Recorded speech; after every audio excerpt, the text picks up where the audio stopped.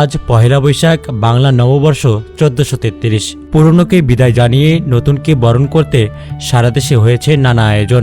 নববর্ষ ঘিরে বর্ণিল শোভাযাত্রা, সাংস্কৃতিক অনুষ্ঠান আর ঐতিহ্যবাহী খাবার নিয়ে উৎসবের আমেজে মেতে উঠেছে সব বয়সের মানুষ। জীবন অবাক না করলে কে করবে? 28% মিল্ক ফ্যাটের অবাক করার সাথে ফ্রেশ মিল্ক পাউডার। জীবন অবাক করুক প্রতিদিন। সবাইকে শুভ নববর্ষ।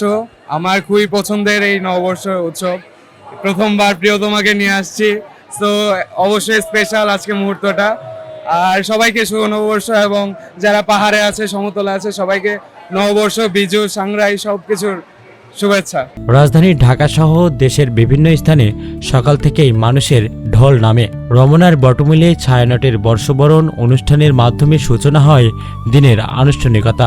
ইস্যু হয়ে বৈশাখ গানের সুরে সুরে নতুন বছরকে স্বাগত জানান শিল্পীরা। ঢাকা বিশ্ববিদ্যালয়ের চারুকলা অনুষদের আয়োজনে বের হয় বর্ণাঢ্য বৈশাখী শোভাযাত্রা।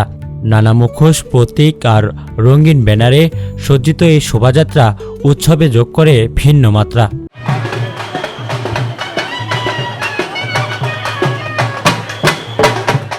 এবার এই শোভাযাত্রায় মোট 5টি প্রধান প্রতীক বা মোটিভ রাখা হয়। এগুলো হলো মোরগ, হাতি, পায়রা, দোতারা ও ঘোড়া। মোটিভগুলো আলাদা আলাদা বার্তা বহন করে।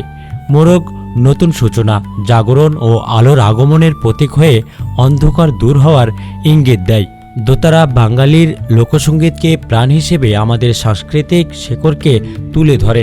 পাশাপাশি বাউল শিল্পীদের অবমূল্যায়নের প্রেক্ষাপটে সঙ্গীতের মর্যাদার কথাও স্মরণ করিয়ে দেয়।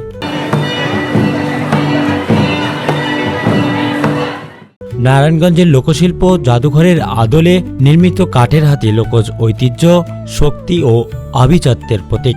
টেপা আকৃতির ঘোড়া গ্রাম বাংলার সরল জীবনযাপন, শৈশবের স্মৃতি জাগিয়ে তোলে। পায়রা সম্প্রতি সহাবস্থান ও বৈশ্বিক শান্তির বার্তা বহন করে।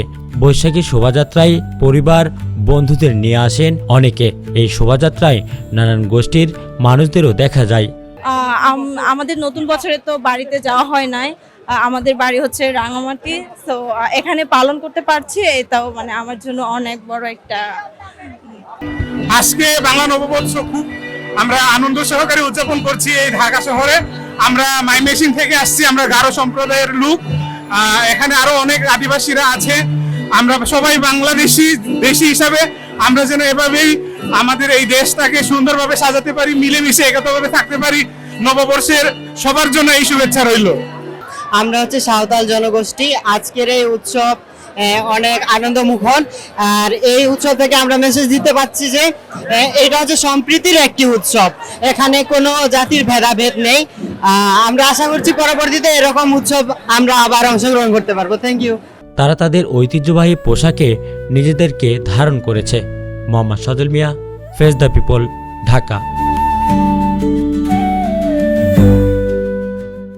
জীবন অবাক না করলে কে করবে? 28% মিল্ক ফ্যাটের অবাক করার সাথে ফ্রেশ মিল্ক পাউডার। জীবন অবাক করুক প্রতিদিন।